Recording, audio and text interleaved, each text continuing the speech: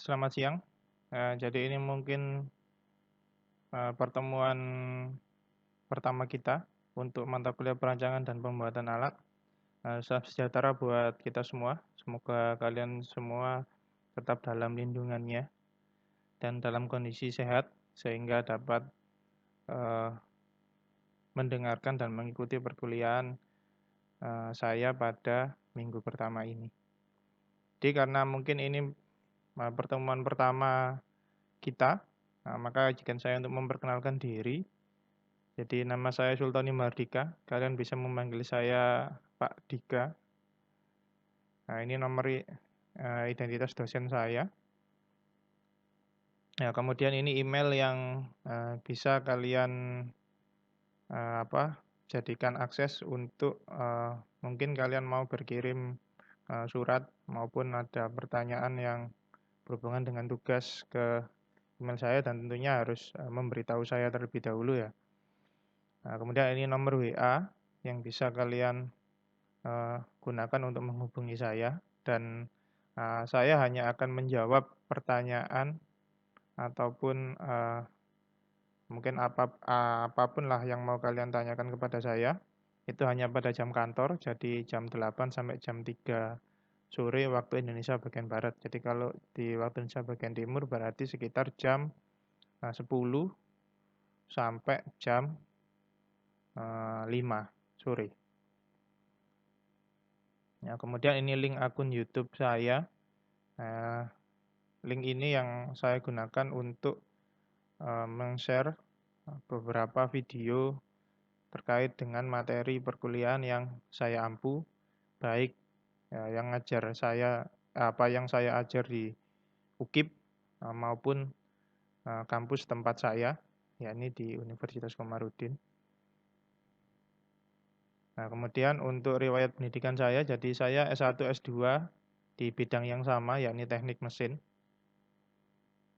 Kemudian kalau dari sisi angkatan, saya adik kelasnya Pak Alfi. Kalau kalian juga di kelas konversi energi bertemu dengan Pak Alfi, saya adik kelas Pak Alfi dan juga adik kelas Bu Dela.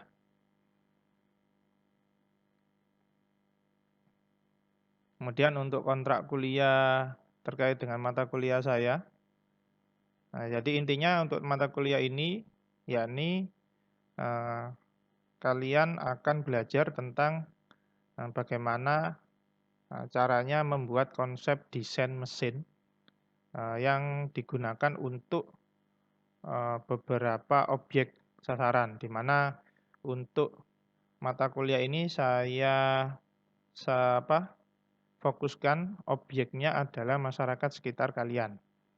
Jadi sebenarnya kalau konsep desain itu kalau dalam artian luas itu bisa dari produsen ke konsumen. Jadi bagaimana produsen untuk memenuhi kebutuhan konsumen secara biasanya secara umumnya itu seperti itu. Tapi untuk saat ini kalian yang saya posisikan sebagai produsen, kemudian kalian nantinya akan menggali informasi dari konsumen, di mana konsumennya ini adalah masyarakat sekitar kalian tentang apa yang dibutuhkan, mesin apa yang dibutuhkan.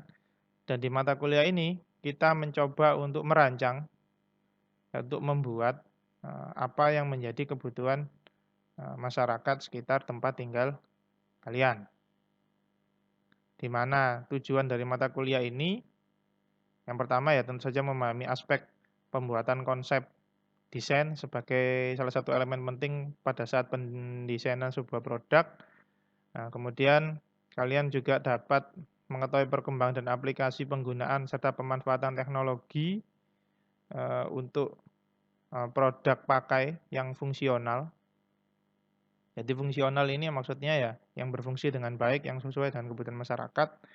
Kemudian kalian juga memahami perkembangan tren ke depan yang berhubungan dengan lifestyle dalam konteks urban. Jadi berhubungan dengan gaya hidup. Jadi terkadang teknologi itu juga selaras dengan gaya hidup. Jadi semakin gaya hidup manusia itu meningkat, maka tentu saja teknologi yang dikehendaki pun akan meningkat. Seperti contoh kalau dulu kita membersihkan rumah Itu ya hanya tinggal pakai sapu maupun kain pel. Nah, sekarang karena lifestyle kita sudah apa namanya, di pekerjaan sudah jenuh, bahkan sampai rumah itu nggak terurus. Jadi supaya rumah tetap clean, tetap bersih, maka sekarang sudah hadir robot pembersih rumah. Jadi robot pembersih rumah itu bagian dari teknologi tepat guna. Di mana nanti bagaimana cara merancang, bagaimana kita menentukan ide perancangan. Nah, nanti akan kita bahas di beberapa slide ke depan. Nah, tentunya goal-nya adalah bagaimana kalian bisa mengaplikasikan teknologi yang ada untuk menghasilkan inovasi peralatan yang berguna bagi masyarakat sekitar, itu goal-nya. Jadi bagaimana kalian itu aware, bagaimana kalian itu peduli pada kondisi masyarakat sekitar kalian, dan kalian mencoba untuk merancang mekanisme alat yang tentunya menjawab keluhan masyarakat akan kebutuhan peralatan tersebut. Sistem penilaian untuk mata kuliah saya, kehadiran max materi itu 10%, saya ambil penilaiannya dari kalian mengakses materi di e-kampus Universitas Kristen Papua. Kemudian tugas-tugas harian, ya tentu saja saya ambil dari beberapa tugas yang akan saya berikan ke kalian. Itu bobotnya 25% dari total keseluruhan penilaian. Kemudian UTS dan UAS pun sama dengan tugas harian, jadi 25%. Jadi kalau kalian merasa nanti UTS dan UAS-nya itu nilainya agak kurang, jadi saya sarankan untuk tugas-tugasnya itu kalau bisa diselesaikan semua dengan baik. Kemudian keaktifan dalam diskusi. Nah, keaktifan dalam diskusi ini terkait dengan bagaimana kalian memberikan feedback terhadap perkuliahan ini. Jadi kalau kalian ada yang nggak mengerti, ada yang masih belum paham, atau mau menggali lebih dalam terkait dengan materi ini, kalian bisa langsung bertanya ke saya baik lewat Messenger, Facebook Messenger, lewat WhatsApp, ya selama jam kantor itu tadi. Silahkan. Bisa juga melalui grup, jadi kan kita sudah ada grup Messenger dan grup WA, kalian juga bisa bertanya di situ. Dan maaf untuk minggu ini tadi, kita ternyata ada beberapa kendala pada saat kita melakukan Zoom tatap muka, dan itu jadi evaluasi saya, mungkin ke depannya kita nggak perlu pakai itu. Jadi mungkin ke depannya saya menyampaikan materi lewat YouTube, video materinya. Nah, kemudian kalau kalian ingin pendalaman, ingin bertanya, ya silakan kontak saya. Bisa perwakilan secara kelompok maupun individu. Nah, peraturan kelas perkuliahan saya, toleransi keterlambatan akses ini tentunya tidak bisa kita lakukan karena kita lihat kondisi yang sekarang. Nah, kita agak susah ya, karena di tempat kalian pun terkait dengan paket data ataupun akses internet juga agak susah. Di beberapa kali saya diskusi dengan Bu Dela juga, kebanyakan mahasiswa di sana memiliki kesulitan dalam akses internet. Dan tentunya sama juga mahasiswa saya di sini pun mengalami hal yang serupa. Sehingga saya berinisiatif bagaimana transformasi ilmu ini tetap berjalan. Ya, saya menggunakan media YouTube. Karena kalau pakai YouTube kan beberapa provider internet itu sudah menyediakan akses unlimited YouTube. Jadi saya harap akses unlimited YouTube itu benar-benar kalian manfaatkan untuk belajar, bukan hanya untuk main dan mengakses hal-hal yang tidak perlu. Karena kalau semakin banyak hal yang tidak perlu kalian gunakan untuk akses internet, maka uang yang kalian keluarkan untuk akses internet tersebut jadi kesannya percuma. Karena tidak ada feedback kembali dapat kalian ambil manfaatnya. Jadi saya harap itu tidak kalian lakukan. Jadi pengeluaran orang tua kalian mungkin, atau kalau kalian nyari uang sendiri, ya pengeluaran kalian sendiri itu jadi lebih bisa diminimalisir.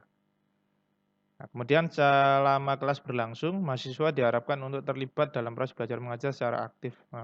Proses belajar mengajar secara aktif di sini yaitu tadi bagaimana kalian aktif dalam diskusi. Kalau misalkan kita di grup ya, ada temannya yang mungkin bertanya, kalau ada yang bisa menjawab pertanyaan temannya ya, silahkan langsung dijawab saja di apa namanya messenger tersebut. Mungkin nanti ke depannya di salah satu pertemuan mungkin saya akan mengadakan diskusi aktif ya melalui forum Facebook Messenger maupun WA. Kita berdiskusi di situ tentang topik yang nantinya akan kalian angkat. Makanya nanti tugas itu saya hanya akan kasih waktu sampai tanggal 25, karena di saat tanggal 25 itu saya review tugas kalian. Nah, kemudian bahan review tersebut yang akan saya jadikan tambahan materi untuk minggu depan. Nah, nanti dari situ kita bisa komunikasi. Kemudian pengumpulan tugas baik individu maupun kelompok harus dilakukan pada waktu yang disepakati. Nah, jika kalian tidak mengumpulkannya tepat waktu, maka saya menganggap kalian tidak mengerjakan tugas tersebut. Jadi mohon diingat, karena saya kalau ngasih tugas itu tidak hari ini saya ngasih tugas besok mengumpulkan. Pasti saya kasih jeda waktu beberapa hari, mungkin 3 sampai 4 hari. Di mana 3 sampai 4 hari itu saya harap kalian manfaatkan untuk benar, kalau itu memang tugas kelompok, kalian kalau walaupun di pandemi seperti ini kan, saya rasa kalau kalian berkumpul kurang dari 10 orang asalkan jaga jarak dan tetap mematuhi protokol kesehatan, saya kira tidak ada masalah. Kalian bisa diskusi tentang apa yang mau kalian kerjakan untuk yang tugas kelompok. Tapi untuk perkuliahan ini saya setting tugasnya semuanya adalah tugas kelompok. Tugas nanti penilaian saya ya tergantung dari nanti keaktifan, karena nanti ada beberapa tipe apa namanya tugas yang berbeda-beda. Nah, kemudian wasya wajib mengikuti UTS dan UAS sesuai dengan aturan yang berlaku, terutama dari sisi time management ya, tadi waktu mengerjakan tugas. Nah, saya harap itu juga saya berlakukan di sini. Jadi kalau misalkan saya set up tugasnya mulai jam berapa, selesai jam berapa, saya harap setelah waktu selesai itu sudah tidak ada yang japri saya, "Pak, saya belum mengumpulkan." Saya harap itu tidak terjadi, karena itu masih saya terima tapi nilainya saya kurangi. Jadi saya harap ketika UTS dan UAS kalian berada di tempat yang mudah untuk melakukan akses internet. Hanya untuk 1 hari itu saja. Hari pada saat UTS dan hari pada saat UAS. Apabila dalam pengumpulan tugas ditemukan plagiatisme, maka masing-masing yang melakukan plagiatisme akan diberi nilai 0. Jadi yang poin nomor 5 ini supaya menjadi kebiasaan. Kalian sekarang sudah semester 5. Sebentar lagi kalian akan memasuki masa pembuatan skripsi. Jadi saya harap itu sudah menjadi kebiasaan kalian untuk tidak melakukan copy paste garapan orang lain maupun garapan teman kalian sendiri. Jadi saya harap itu benar-benar pure, original dari pemikiran kalian. Karena kalau itu original, pure dari pemikiran kalian, saya ngasih feedback itu juga enak. Karena kalian paham apa yang mau kalian sampaikan. Pendahuluan dalam rangka meningkatkan sistem usaha pembangunan masyarakat supaya lebih produktif dan efisien, maka diperlukan teknologi. Jadi teknologi itu berguna supaya usaha dalam pembangunan masyarakat itu lebih produktif dan efisien. Jadi tanpa adanya teknologi, maka usaha pembangunan masyarakat itu jadi terhambat. Contohnya misalkan kalian berada di distrik yang berbeda, bahkan jarak antar distrik itu jauh. Bayangkan jika saat itu kalian kembali ke Indonesia sekitar 20 sampai 40 tahun yang lalu, di mana kendaraan itu sulit untuk akses, bahkan akses jalan pun tidak ada. Maka untuk dari distrik A ke distrik B kalian butuh waktu sampai beberapa jam, bahkan beberapa hari. Nah, itu susahnya tidak ada teknologi. Maka Hadirnya teknologi bukan bukan untuk mengancam sebenarnya, dalam tanda kutip ya. Sebenarnya bukan untuk mengancam kehidupan masyarakat sosial dan budaya dari masyarakat itu sendiri, tapi tergantung dari penggunaannya. Kembali lagi teknologi itu seperti pedang bermata dua. Seperti pisau bermata dua. Pisau itu kan senjata tajam. Ketika kalian menggunakan pisau itu untuk sesuatu yang benar, untuk masak, ya pisau itu bermanfaat untuk membuat kita kenyang dengan masakan-masakan itu. Tapi kalau kalian mau menggunakannya untuk kejahatan, nah pisau itu juga bisa membunuh. Pisau itu juga bisa memberikan ancaman. Ya, teknologi pun sama, tergantung siapa yang menggunakan. Ketika kita menggunakannya dengan bertanggung jawab dan memperhatikan norma-norma yang ada di masyarakat, saya yakin hadirnya teknologi itu bisa diterima oleh semua kalangan.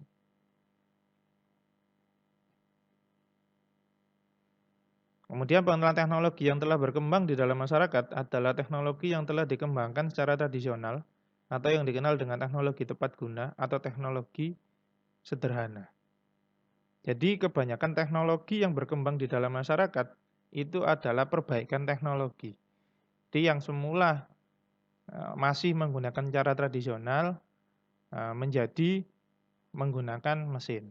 Contoh misalkan kita kembali ke era revolusi industri, kalau kita belajar sejarah kembali ke revolusi industri. Revolusi industri itu terjadi karena kebutuhan manusia akan kain tenun. Jadi di Eropa pada saat itu permintaan akan kain tenun itu meningkat. Bahkan masyarakat kelas bawah sampai tidak dapat kain untuk menutupi tubuh mereka. Jadi mereka menggunakan, kalau kita lihat seperti kita waktu zaman penjajahan lah, di masyarakat menggunakan kain seadanya. Jadi kalau ada karung goni ya, bekasnya gula itu mereka pakai itu, atau mungkin dari kulit hewan. Jadi permintaan akan kain itu tinggi. Sedangkan produksi kain itu rendah. Kenapa? Karena masih menggunakan manual, masih menggunakan alat pintal tradisional, masih menggunakan alat tenun tradisional. Dan itu kurang cepat, kurang produktif, kurang efisien. Akhirnya diciptakanlah mesin jahit bertenaga, mesin tenun bertenaga uap untuk memenuhi kebutuhan tersebut. Nah, itu hadirnya teknologi. Di mana setelah itu baru muncul, setelah teknologi uap itu berkembang, ternyata bukan hanya bisa dipakai untuk tenun, bisa juga dipakai yang lain. Bahkan mobil pertama itu juga dari uap tenaganya. Kereta api pertama juga dari uap. Jadi seperti itu asal mula hadirnya teknologi. Jadi berasal dari kebutuhan, berasal dari problem. Ketika tidak ada problem dalam perjalanan kehidupan manusia, maka teknologi tidak dibutuhkan. Tapi ketika manusia itu merasa ada masalah pada kehidupan dia bermasyarakat, pada kehidupan dia mencari makan, pada kehidupan dia memenuhi kebutuhannya, disitulah hadir teknologi. Kalian butuh berpindah dari kota A ke kota B, kalian butuh teknologi yang namanya teknologi transportasi. Ketika kalian mau makan buah yang mau kalian campur, misalkan antara apel dengan melon mau kalian campur, kalau itu hanya masih berupa buah kan susah. Masa kamu mau makan buah, apel dan melon bersamaan, terus kamu kunyah keduanya saya bersamaan di mulutmu, kan ya nggak bisa. Sehingga kita butuh yang namanya juicer. Juicer itu juga teknologi. Jadi semua berasal dari semakin manusia itu berkembang, semakin manusia itu merasa ada yang salah pada aktivitas mereka, maka di situ teknologi hadir sebagai sebuah jawaban. Teknologi itu memiliki peranan penting dan selalu berbeda kebutuhannya di setiap tempat, tergantung dari masyarakat sebagai objek dari pengaplikasian teknologi. Jadi sekali lagi, teknologi itu berkaitan erat dengan masyarakat. Kalau masyarakatnya nggak butuh, ya berarti teknologi nggak perlu hadir. Intinya itu. Ketika masyarakat butuh, disitulah teknologi hadir. You have a WhatsApp message.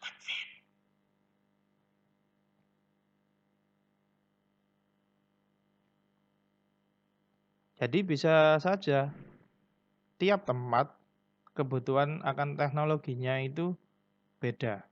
Misalkan tempat dia itu berada di laut dan yang satu misalkan berada di gunung. Nah, kebutuhan orang yang hidup di laut dengan orang yang hidup di gunung itu kan berbeda.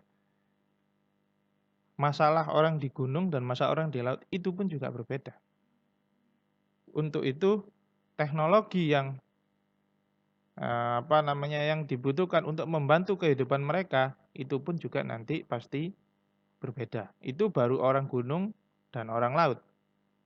Belum lagi orang desa dan orang kota. Belum lagi orang pulau A dengan orang pulau B. Jadi semakin kompleks nantinya kebutuhan. Makanya teknologi yang dibutuhkan dari banyak sekali. Bahkan akses jalan pun itu merupakan bagian dari teknologi juga. Karena nggak mungkin kita misalkan jalan itu jalan desa misalkan. Jalan masuk desa itu ada, tapi aksesnya susah. Mungkin tanahnya lumpur, mungkin tanahnya kapur, mungkin tanahnya batuan keras. Kalau di daerah Merapi itu tanahnya batuan-batuan keras. Merapi itu di daerah perbatasan Jawa Tengah dan Jogja. Itu tanahnya keras. Nah, itu kan karakteristik itu kan juga yang membedakan cara membuat jalan di sana dengan cara membuat jalan di daerah Pacitan. Pacitan itu di Jawa Timur yang tanahnya kapur. Teknologi yang dibawa untuk membuat bikin jalan di dua tempat itu beda. Padahal itu masih satu pulau. Itu beda. Jadi gambarannya seperti itu. Kemudian pertumbuhan dan perkembangan teknologi. Jadi pertumbuhan dan perkembangan tersebut ditentukan oleh yang pertama yakni kondisi dan tingkat isolasi masyarakat. Mungkin jadi misalkan semakin masyarakat itu terisolir, maka semakin pula mereka itu butuh akan hadirnya teknologi. Tapi bisa jadi masyarakat tersebut memang tidak butuh. Contoh misalkan di daerah Jawa Barat itu ada suku yang tidak mau hadirnya teknologi di desa mereka. Jadi mereka nggak mau listrik, mereka nggak mau internet. Mereka sama sekali nggak mau teknologi-teknologi modern untuk masuk ke dalam desa mereka. Padahal mereka itu di Jawa. Yang notabene kalau kita bicara pusatnya Indonesia ya adanya di Jawa. Tapi mereka walaupun di sekitar mereka teknologi sudah berkembang, mereka pun nggak mau. Nah, kondisi-kondisi seperti itu yang menyebabkan teknologi sulit berkembang di daerah tersebut. Karena memang dari masyarakatnya mereka nggak mau. Tapi semakin masyarakatnya itu terbuka, maka perkembangan teknologi akan semakin cepat. Walaupun nantinya akan timbul masalah baru. Misalkan masalah lingkungan contohnya. Tapi itu sebagai dampak dari kurangnya awareness atau kepedulian baik dari sisi masyarakatnya, dari sisi Pemdanya, jadi pemerintah daerahnya, maupun dari sisi yang mengerjakan teknologinya. Karena ketika ketiganya itu bersinergi untuk peduli terhadap lingkungan dari masyarakat tersebut, maka saya kira dampak pencemaran lingkungan tersebut dapat diminimalisir. Contohnya misalkan masyarakatnya itu ngerti, ya kan, Pemda dan yang melaksanakan proyek teknologi tersebut tidak peduli. Masyarakat bisa melakukan aksi protes. Karena masyarakat tahu dampaknya nanti kayak gimana. Tapi ketika masyarakatnya ini nggak tahu, tidak teredukasi dengan baik, maka dalam tanda kutip masyarakat bisa saja tertipu. Karena kedua, saya tidak menyalahkan beberapa pihak, tapi itu realita yang terjadi di masyarakat kita. Ada yang Pemdanya itu peduli terhadap lingkungan. Nah, kalau silakan kalian cari sendiri, ada beberapa pemerintah daerah itu yang sangat peduli terhadap lingkungan. Saya nggak perlu sebut karena nanti malah cenderung seperti saya mengunggulkan salah satu pihak. Jadi memang ada beberapa, tapi masyarakatnya nggak tahu, tapi Pemdanya tahu dan peduli. Nah, ini masih bisa ngerem. Jangan sampai ini ngerusak daerahnya. Makanya saya harapkan kalau misalkan kalian nanti lulus ya dan menjadi pejabat daerah setempat kalian maupun kalian yang megang teknologinya, saya harapkan kalian benar-benar aware terhadap masalah lingkungan ini. Oke, lanjut. Yang kedua yakni keterbukaan masyarakat. Seperti yang saya jelaskan tadi, semakin masyarakat itu terbuka, teknologi akan semakin mudah masuk. Walaupun dampak negatif itu tadi semua. Dan hanya bisa diminimalisir dari kesadaran dari semua pihak, semua elemen, dan keberanian untuk mengungkapkan hal tersebut. Walaupun memang taruhannya memang ya sangat besar sekali ya. Bahkan di tempat saya saja di Jawa, bahkan bisa taruhannya nyawa. Kalau memang teknologi yang dibawa nggak cocok dengan masyarakat, kita mau protes, memang ya taruhannya sampai sebesar itu. Tapi sudahlah, kita nggak perlu membicarakan itu. Kita membicarakan bagaimana teknologi ini mampu untuk membantu masyarakat sekitar kita. Nah, tingkat yang selanjutnya adalah tingkat pertumbuhan kehidupan sosial ekonomi masyarakat. Ini juga yang menyebabkan perkembangan teknologi apakah stagnan, diam, atau maju pesat. Karena ketika sosial dan ekonominya dia meningkat, kebutuhannya meningkat, apa yang harus dipenuhi itu menjadi banyak listnya, maka teknologi yang masuk untuk membantu mensukseskan keinginan tersebut itu juga akan semakin banyak. Jadi intinya dalam pertumbuhan dan perkembangan teknologi sebenarnya sah-sah saja kita mau membantu masyarakat kita, asalkan ya itu tadi, kita benar-benar peduli terhadap aspek sosial, aspek budaya, aspek lingkungan. Harus benar-benar peduli. Karena jika tidak, maka teknologi yang datang bukannya membantu, tapi malah menjadi bencana.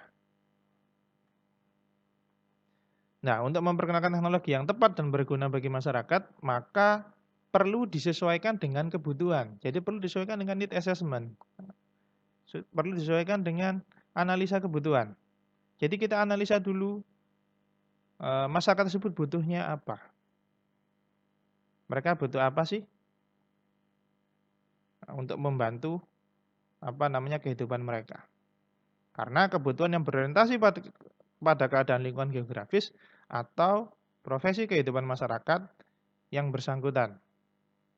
Jadi profesinya apa? Dia hidup di mana? Itu menentukan teknologi apa yang cocok untuk mereka. Contoh misalkan, mereka hidup di laut. Profesi mereka adalah nelayan. Apa yang mereka butuhkan? Jala untuk menangkap ikan. Base problemnya adalah untuk menangkap ikan dengan menggunakan jala, mereka harus ke tengah. Teknologi apa yang dibutuhkan mereka? Perahu. Oke, perahu sudah ada. Apa masalah utama perahu? Kalau ombak besar, perahu nggak bisa berlabuh. Kalau ombak besar, perahu nggak bisa nyari ikan. Apa problemnya? Perahunya harus besar. Oke, perahunya harus besar.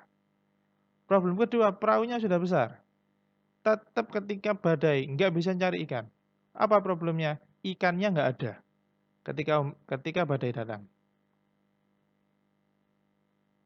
Berarti teknologinya apa? Sonar. sonar ini yang digunakan untuk ngecek di mana posisi ikan ketika terjadi badai di tempat A. Jadi kita alihkan lokasi untuk nyari ikan. Oh, Pak, sonar itu harganya mahal. Nah, berarti gimana caranya kita bikin sonar yang harga murah. Nah, itu mungkin bukan bidang kita kalau sudah kayak gitu. Sonar itu kan elektrik. Itu bidangnya orang teknik elektro. Jadi semua ini sudah ada porsinya masing-masing. Bukan berarti orang teknik mesin nggak bisa. Bisa. Kalau kalian mempelajari dulu ilmu elektronya. Elektroniknya kalian pelajari dulu. Apa itu sensor, apa itu gelombang ultrasonik. Kita pelajari dulu, baru kita bikin. Sebenarnya nggak ada yang kita tidak bisa bikin asalkan ya itu lagi belajar.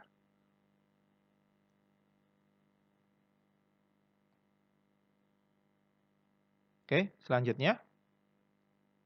Jadi teknologi tepat guna itu apa sih? Jadi teknologi tepat guna itu adalah teknologi yang digunakan sesuai dengan fungsinya, sesuai dengan kegunaannya. Jadi tepat untuk objek yang akan mengaplikasikan teknologi tersebut. Itu disebut teknologi tepat guna. Jadi ada yang menyebut teknologi ini sebagai teknologi yang telah dikembangkan secara tradisional, sederhana, dan proses pengenalannya banyak ditentukan oleh keadaan lingkungan dan mata pencaharian pokok masyarakat tertentu. Jadi mungkin teknologi ini sebenarnya sudah ada, tapi masih tradisional. Jadi masih turun-temurun teknologinya, teknologi leluhur. Teknologi ini baik, tapi kurang produktif, kurang efisien. Kurang produktif di sini maksudnya tidak bisa menghasilkan produk yang banyak. Kurang efisien di sini maksudnya waktu yang dicapai untuk memenuhi kebutuhan produk terlalu lama. Ini yang menyebabkan dia tidak produktif dan juga tidak efisien. Contohnya apa? Misalkan secara sederhana pemarut kelapa. Kalian kalau bisa memarut kelapa dengan tradisional, waktu yang kalian butuhkan untuk marut kelapa itu berapa menit? Tradisional. Satu buah kelapa itu kalian butuh waktu berapa menit kalau itu manual. Sedangkan kalau kalian pakai mesin, berapa menit? Kan kita bisa hitung-hitungan ekonomis dari situ. Oh Pak, kalau kita pakai mesin, kita ada biaya listrik Pak. Oh iya, kita ada biaya pembuatan mesinnya. Oh iya benar. Tapi kembali lagi, produktivitasnya kan tinggi. Kalau ini kalian butuhnya hanya untuk memenuhi skala rumah tangga kecil, kayak misalkan satu rumah itu hanya ada 2 orang, jadi ayah, ibu, dan kamu, hanya 3. Saya rasa mesinnya nggak butuh. Tapi bayangkan jika misalkan ada hajatan, ya kan, ada acara di rumah, misalkan nikah, ada nikahan. Itu kan mengundang beberapa orang. Dan kamu butuh masakan santan di sana untuk makan 200 orang. Nah, nggak mungkin toh untuk makan orang segitu banyak. Nah, kamu marutnya pakai tradisional. Ya makanannya nggak selesai-selesai. Nah, awalnya itu dari hal sederhana itu. Ditentukan oleh keadaan lingkungan dan mata pencaharian pokok dari masyarakat tertentu. Jadi intinya semuanya kembali ke problemnya itu kamu gali dari masyarakat. Kemudian teknologi itu kamu berikan ke masyarakat. Dari masyarakat untuk masyarakat. Intinya seperti itu.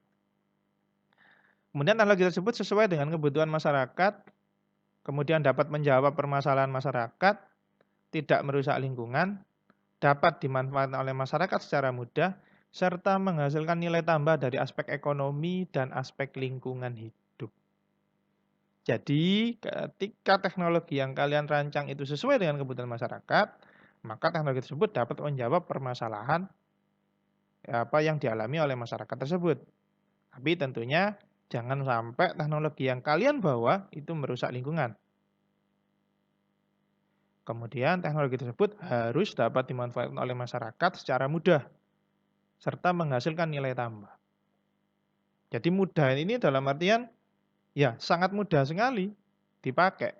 Jadi nggak perlu sekolah tinggi-tinggi bisa pakai alat itu. Intinya gitu.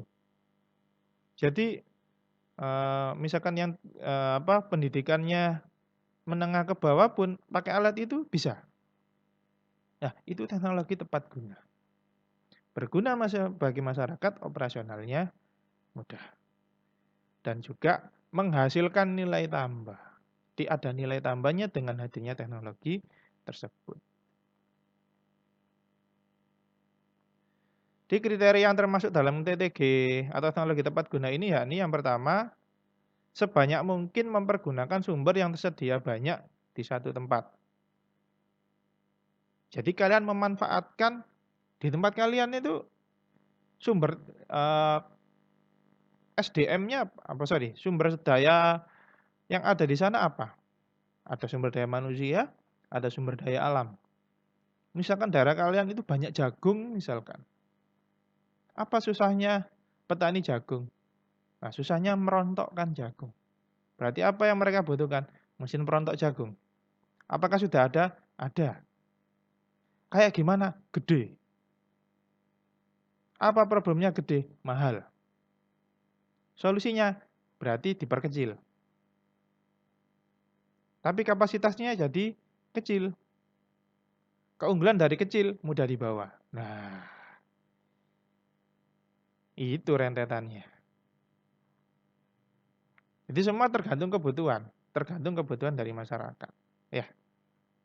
Selanjutnya, apabila teknologi itu sesuai dengan keadaan ekonomi dan sosial masyarakat setempat, yaitu tadi, kalau masalah ekonomi, ada mesin, ada, harganya mahal.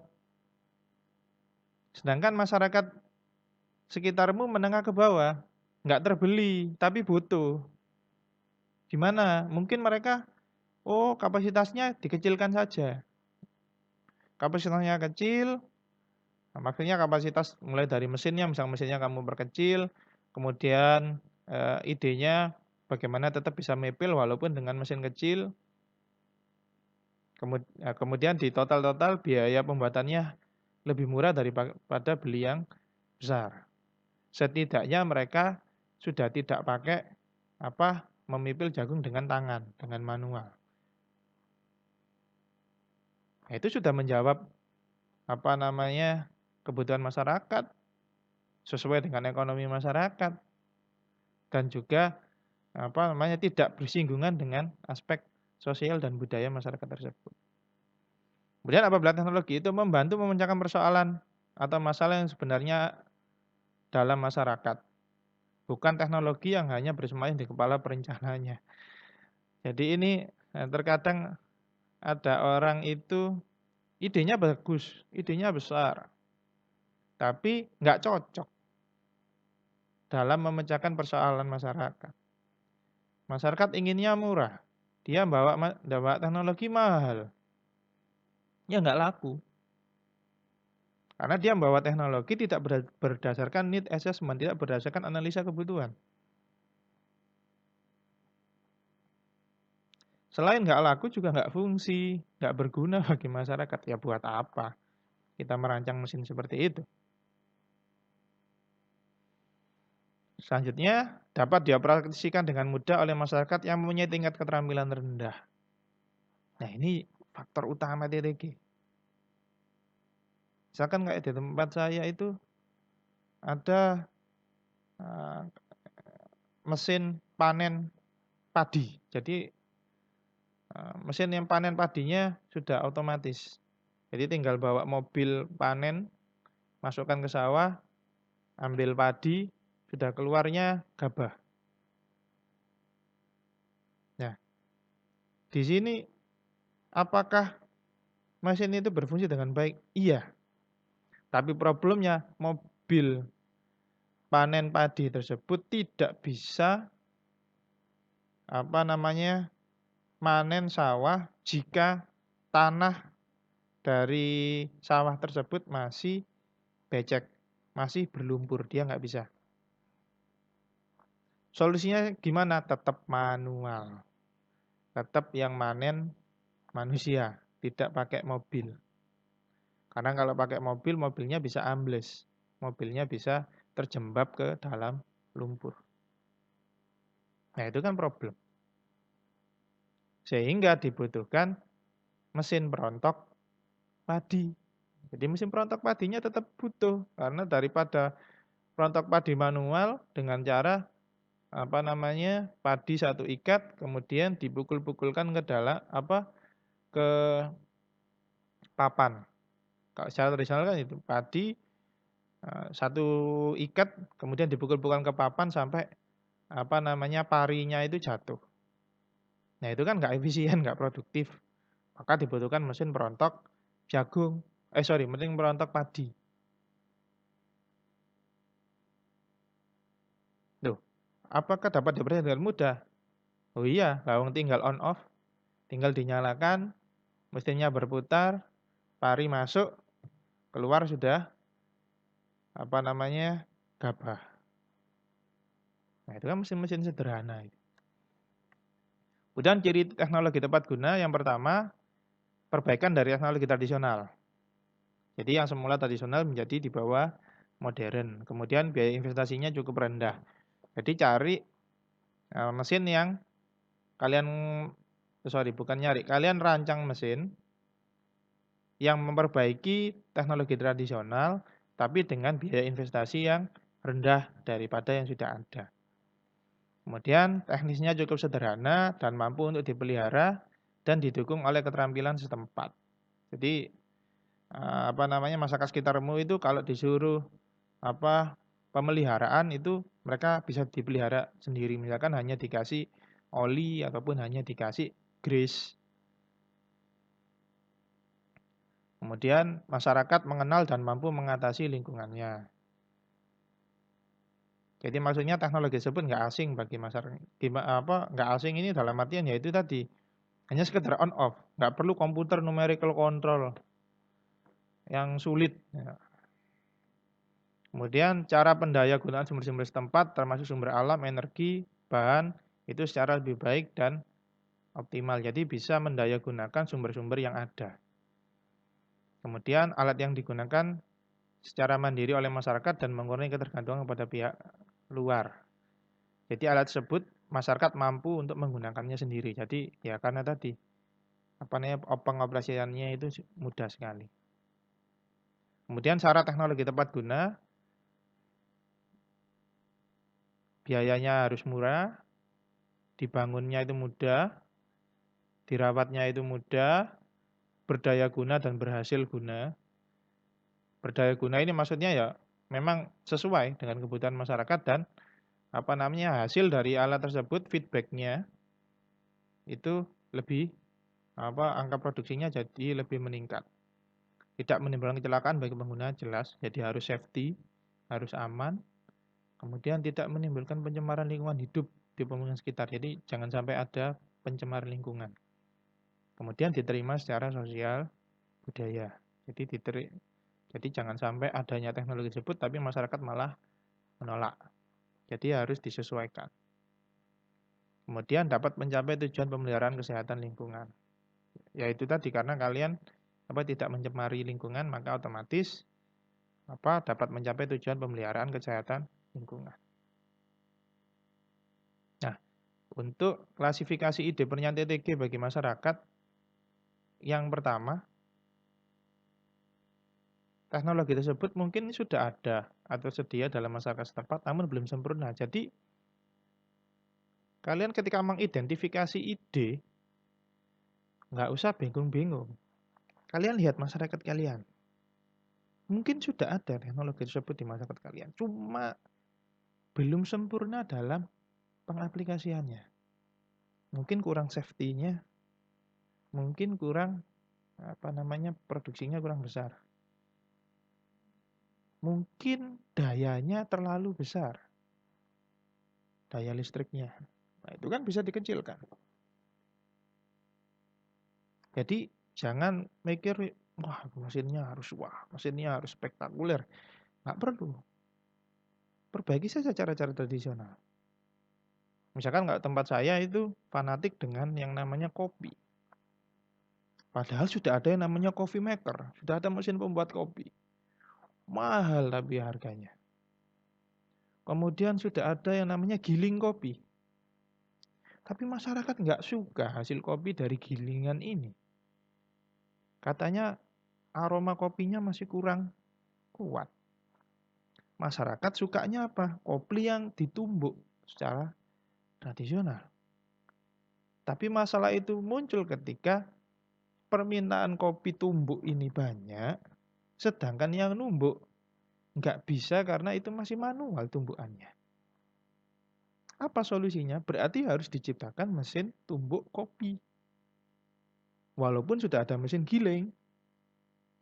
Tapi karena masyarakat butuhnya mesin tumbuk, ya harus dibuat. Jadi kita harus mencoba untuk menyelesaikan itu. Jadilah sebuah alat yang namanya mesin tumbuk kopi. Kemudian identifikasi kedua, teknologinya itu belum ada di masyarakat setempat, akan tetapi potensi sumber dayanya cukup tersedia. Jadi maksudnya teknologinya itu nggak ada. Di masyarakatmu itu nggak ada. Tapi di tempat lain itu ada. Jadi itu tinggal kamu bawa teknologi tersebut ke tempatmu, kamu rancang ulang. Jadi kamu rancang ulang teknologi tersebut untuk masyarakat tempatmu berada. Itu cara kedua untuk identifikasi ide. Cara ketiga, potensinya itu ada. Akan tetapi teknologinya nggak ada.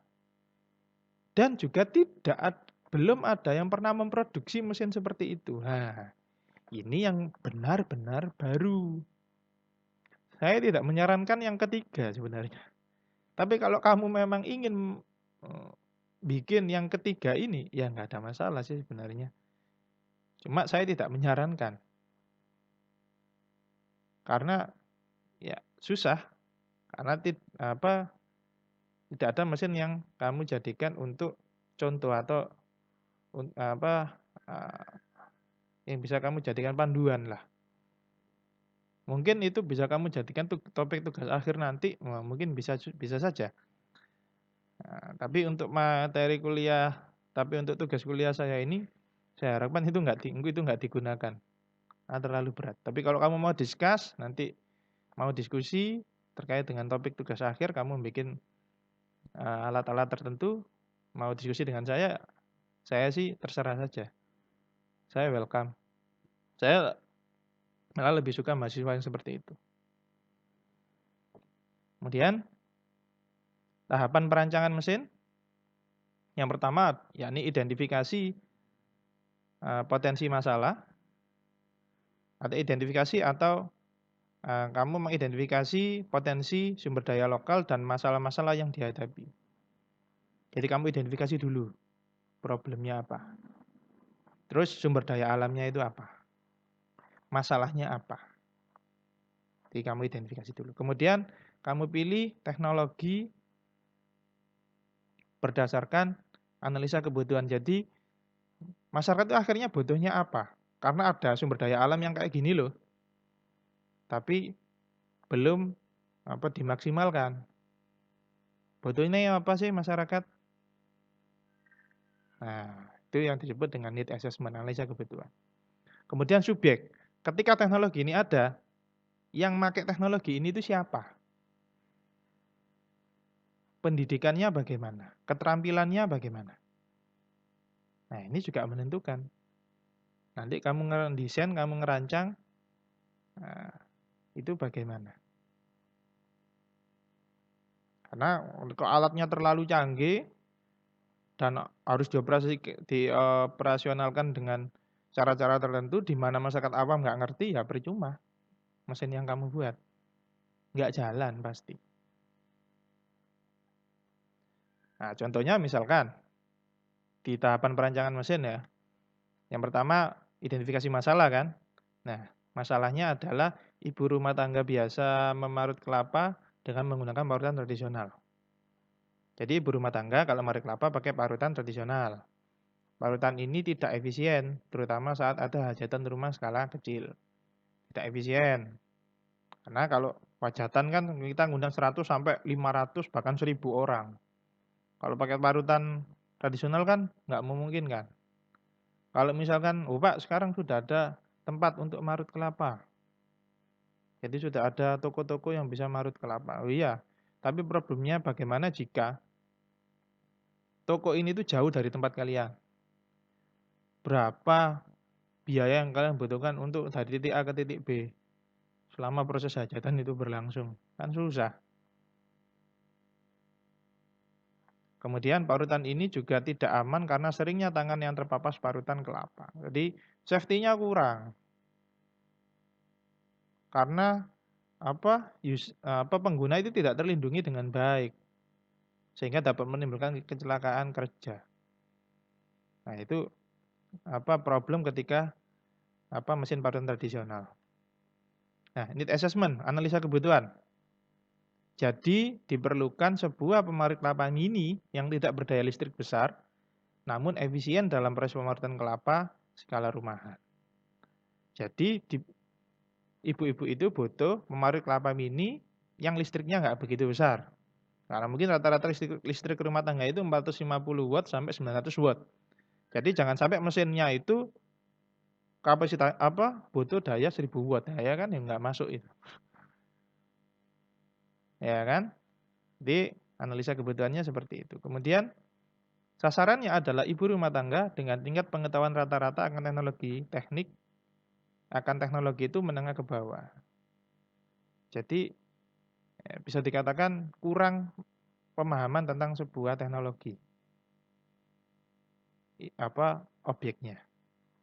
Maka teknologi yang kalian rancang harus sesederhana mungkin dalam menjawab permasalahan mereka. Contoh. Nah, ini kan gambarannya tadi kan, base problemnya adalah ini. Marut masih manual. Batok kelapa dipecah jadi 2, kemudian diparut. Bagian dalamnya untuk dibuat santan. Karena ini repot, maka solusinya ini yang pertama. Masalah utama kan tadi listrik. Iya kan? Bagaimana listriknya nggak begitu besar. Maka diciptakan tanpa listrik. Masih manual, masih tenaga manual, tapi ini sudah lebih efisien dan sudah lumayan aman. Kenapa dikatakan lumayan aman? Karena kelapa hanya tinggal dijepitkan di antara parutan dan kayu ini. Jadi bukan jadi tangan itu nggak sampai masuk ke menyentuh parutan. Ini sudah lumayan aman, tapi tidak cukup aman. Oleh karena itu diciptakan alat yang kedua. Ini aman, ini sudah terlindung. Jadi ketika ini marut, kalian tidak sampai terkena parutan ini karena sudah terlindungi oleh bagian ini. Dan juga kelapanya, nah itu yang bawah sini tinggal ditaruh nah, kalau istilahnya di sini itu seperti bejana. Nah, untuk wadah untuk menampung parutan kelapa. Jadi tinggal ditaruh di bawah sini. Ini kelapanya langsung turun ke bawah parutannya. Nah, ini paling mesinnya kapasitasnya hanya sekitar 1/4 horsepower. Jadi mungkin dayanya sekitar 150 watt sampai 200 watt.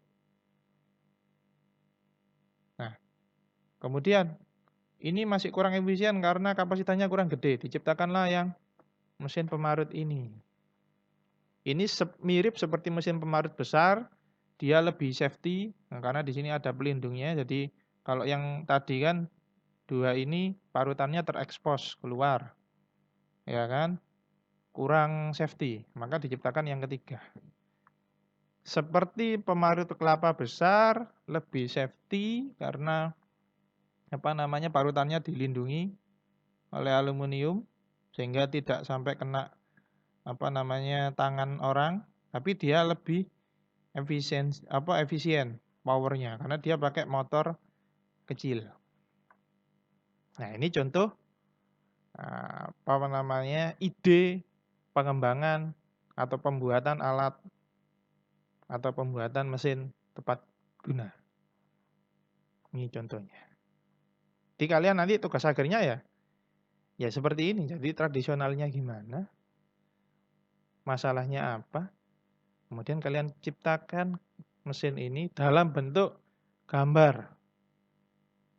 Ya kan? Dalam bentuk eh, apa ya, masih berupa gambar dalam bentuk desain prototype.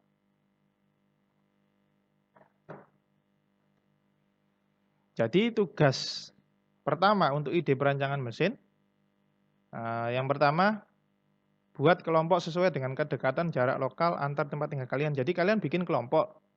Kalau saya lihat absensinya kan ada 26 orang. Berarti kalian bikin kelompok antara 6 sampai 7 orang di mana jarak rumah kalian itu berdekatan. Jadi jangan sampai distrik A kemudian kalian satu kelompok dengan distrik D, ya, sedangkan jarak A ke D itu lebih jauh. Kan lebih baik distrik A sama distrik B, itu kan lebih dekat. Ya, yang pertama. Yang kedua, buatlah tahapan perancangan mesin seperti contoh. Nah, seperti contoh ini. Nah, ini. Jadi, masalah dasarnya apa, identifikasi masalahnya gimana, kemudian analisa kebutuhannya itu, masyarakat itu butuhnya gimana, kemudian sasaran atau subjek yang pakai alat itu seperti apa gambarannya. Kemudian yang terakhir, berikan gambaran secara rinci dan foto kondisi saat ini yang mendasari pengambilan topik mesin yang kalian rencanakan. Jadi kalian foto seperti ini, foto yang ini, bukan foto yang ini ya, foto yang ini. Kondisi saat ini sebelum teknologi itu atau sebelum ide kalian itu mau kalian aplikasikan itu kondisi masyarakatnya kayak gimana. Itu dalam bentuk foto, kemudian kalian kasih sedikit penjelasan di bawahnya. Supaya saya bisa paham maksud dari gambarmu. Nah, mungkin cukup sekian yang bisa saya sampaikan. Kurang lebihnya mohon maaf. Dan terima kasih atas kesediaan kalian untuk mendengarkan perkuliahan saya. Dan apabila ada yang mau ditanyakan terkait perkuliahan ini, bisa kalian sampaikan ke saya di jam kerja. Tentunya kalau saya nggak repot, mungkin akan segera langsung saya jawab pertanyaan kalian. Nah, untuk pertanyaannya bisa secara kelompok maupun secara individu. Dan tolong menyebutkan nama kalian dan asal kampus, karena mahasiswa saya banyak ya, jadi saya juga nggak nyimpen nomornya satu persatu. Kalau ada identitas sebelum kalian memberi pertanyaan kan, saya juga enak untuk menyesuaikan apa yang harus saya berikan ke kalian. Mungkin itu saja. Terima kasih. Selamat siang. Dan salam sejahtera buat kita semua.